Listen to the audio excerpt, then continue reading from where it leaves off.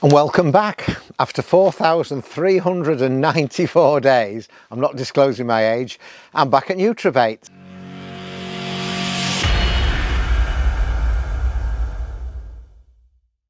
I'm not one for flip-flopping baits, tackle or anything, to be honest, a bit of a stick in the mud.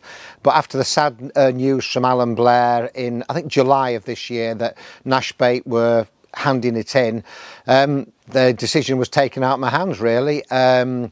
When it happened, I thought I was in no rush to join any bait firm. I'd been with Nash Bait for nigh on 13 years, so I was happy with that. But at some stage I was going to have to choose a bait. I spent a couple of months just doing nothing really, looking at other baits. And to be fair, the day that Alan announced that Nash Bait was closing, I had a number of phone calls and very generous offers, but I'd not really made my mind up at all. I think the turning point was when I went fishing with Brian Scoyles on one of the Knott's piscatorial waters. I was using my bait, he was using his bait, and he showed me the bait, and I think it was trigger ice. I looked at the bait and I was amazed. He'd got, I think it was a 24 miller, and he broke it in half, and all I can say is it was like breaking open some fruitcake. The quality of it was brilliant, and I was like, oh, that looks quite interesting. But I didn't want to rush into anything. I contacted Rich at Nutrabaits just to have a word with him and see about the bait, because Nutrabaits 2012, 2013 is not going to be Nutrabaits 2025. I had a nice evening with Rich. We discussed the future, we talked about fishing, we talked about lots of things, and he invited me in to come and have a look at the factory. Last time I think I was in Nutrabaits factory was probably about 20 years ago, and I've come to this one and I was absolutely amazed. The quality of the gear, the way it was mixed. I saw the old recipes, so I knew what was going in then is going in now, and I looked at the bait.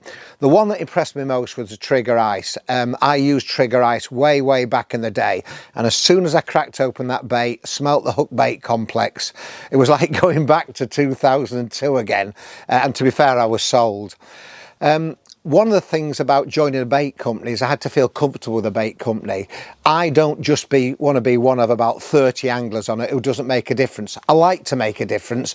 I like to think that the reputation I've built up in angling helps other people catch carp, because it's not just the bait firm that comes a cropper if things don't work. It's my reputation. So I had to be sure that when I tell you to use, or when I advise you about what I'm using, it's as good for you as it is for me, because I'll be using it straight off the shelves.